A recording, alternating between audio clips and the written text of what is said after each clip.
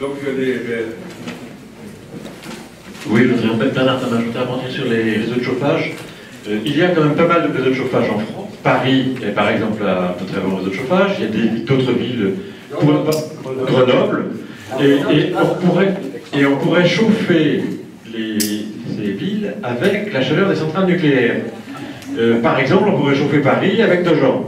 À plus court terme, on pourrait chauffer Montélimar, qui a un réseau de chauffage, avec Cruas, qui est à 8 km. Il y a un projet tout de suite qui est en train d'essayer de mûrir là-dessus. Pour justement utiliser Montélimar, il faut passer des barrages politiques pour y arriver. Et strictement ça. L'ANCRE, qui est l'agence nationale de coordination de la recherche sur l'énergie, propose ça actuellement. Il y a un blocage parce que la députée de la Drôme, c'est Madame Guévasi. Oui, je voudrais juste...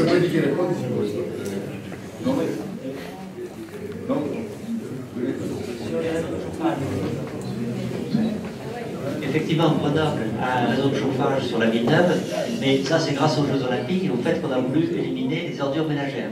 Donc le réseau de chauffage de Grenoble en 68 a été basé sur l'incinération des ordures ménagères et on a mis à côté plusieurs centrales de fuel pour avoir la puissance nécessaire l'hiver, mais l'été, l'eau chaude sanitaire n'est donnée uniquement par les ordures ménagères. Mais à l'époque, c'était relativement une première.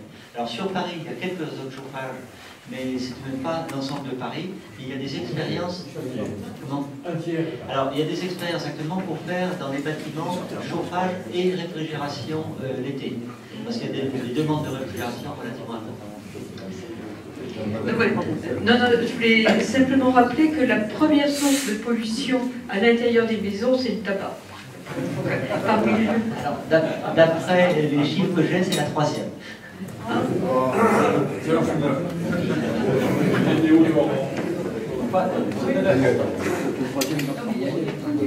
c'était prioritaire. Gérard Pierre, une question concernant les pompes à chaleur avec une sonde verticale, là, comme vous avez présenté. J'ai toujours été surpris parce que, évidemment, on va chercher de la chaleur qui vient de quelque part.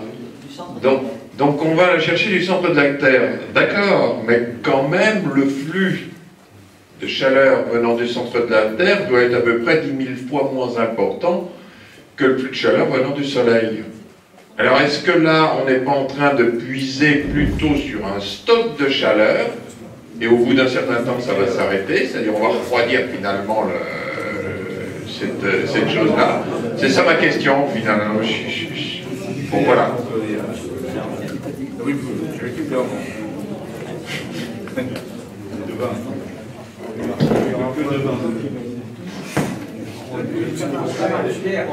Effectivement, on pisse sur le stock. Il y a un micro là-bas.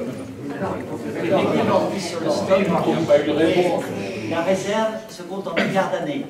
Donc, je crois que c'est pas très important. C'est pas tout à fait ma question. Non, mais vous m'avez dit on pisse sur le stock de la Terre. Oui, mais quand on fait simplement un puits comme ça, le stock est relativement limité. Le flux est limité. On prend un flux, on ne prend pas le stock qui est au centre de la Terre, on prend le flux de la chaleur qui remonte vers la surface. Le 0,0 en a disponible au fond du puits. Voilà, c'est le problème de savoir qu'est-ce qui est disponible. Alors, c'est une des choses que j'ai dit, toutes les géothermies étaient dans des zones où on pouvait, qui n'étaient pas trop denses. Ça fonctionne bien. Moi, j'ai un ami qui a fait ça dans le Massif central. Il a un puits à 180 mètres. C'est génial comme efficacité. Mais si vous avez une maison avec un terrain de 200 mètres carrés, vous n'arriverez pas à équiper l'ensemble des maisons. Ce que j'ai indiqué sur le problème de l'urbanisation. Bon, je peux quand même parler un petit peu de la géothermie, là, parce que la question de Gérard. Bon, en fait, c'est la chaleur solaire qui est récupérée. C'est pas du tout le flux. Sur place, oui. Même à 100 mètres, c'est la chaleur solaire, c'est-à-dire qu'on est chauffé par le soleil. C'est un stockage de chaleur, tout simplement, qui est donc d'une certaine manière renouvelable, et je pense que ça va effectivement à peu près jusqu'à 100 mètres. Jusqu'à 200 mètres. Par contre, si on veut récupérer la chaleur en géothermie profonde, là c'est un tout autre problème, parce que le flux est tellement faible qu'on n'est plus dans le domaine du renouvelable, le domaine du stock. Alors, on peut faire un calcul, récupérer toute la chaleur du globe terrestre. Bon, on va refroidir le globe terrestre, mais beaucoup plus localement. On va tout simplement refroidir au fur et à mesure qu'on va pomper la chaleur. D'autre part, on va arriver à des systèmes qui, au point de vue, comment dire, énergie dépensée sur énergie récupérée, sont tout simplement déments. Il faut savoir que forer un forage à 7 km de profondeur, si on fait les calculs avec transformation d'électricité, c'est épouvantable. Je veux dire, c'est au point de vue, c'est absolument pas viable économiquement. Bon.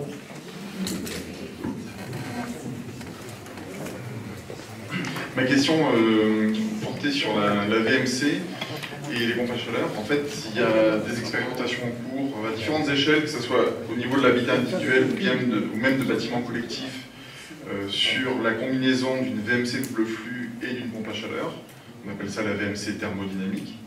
Et en fait, sur un bâtiment isolé avec des ouvertures bien isolées, ça serait quasiment suffisant, même dans des climats comme en Allemagne. Il y a une expérimentation en Allemagne dans un coin où il fait moins de 10 degrés l'hiver. En fait, on se retrouve à avoir besoin de très peu de chauffage complémentaire grâce à cette solution. Donc ça a l'air séduisant. Quels sont les obstacles? Pourquoi il n'y a pas plus d'expérimentation? Il n'y en a pratiquement pas en France. La VMC double flux, c'est une nécessité.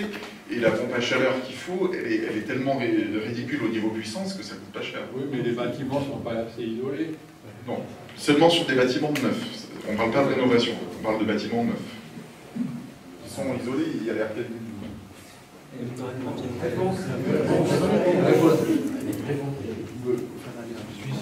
La VMC double flux est déjà un excellent moyen de réduire considérablement la chaleur nécessaire, puisque chaque fois que vous avez... Alors, un premier avantage de la VMC double flux, c'est si vous avez un contrôle d'hygrométrie, qui est très facile à faire.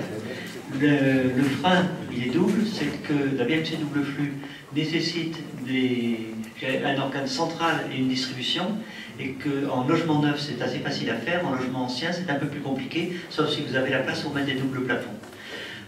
Quant à coupler avec la pompe à chaleur, c'est une possibilité, mais vous pouvez aussi avoir vos pompes à chaleur ailleurs. Le gros problème, c'est effectivement l'isolation des bâtiments. Dans une maison individuelle, l'isolation par le toit réduit déjà considérablement, mais dans un bâtiment en ville, dans un immeuble, les pertes sont essentiellement par les façades, et la reprise des façades est relativement coûteuse, sauf à faire des reprises complètes de l'immeuble par l'extérieur.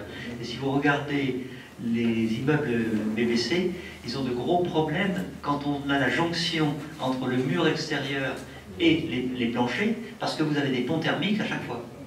Et la suppression des ponts thermiques est techniquement quelque chose d'un peu difficile, sauf à mettre à l'extérieur 20 cm d'isolation. C'est la solution. Le projet.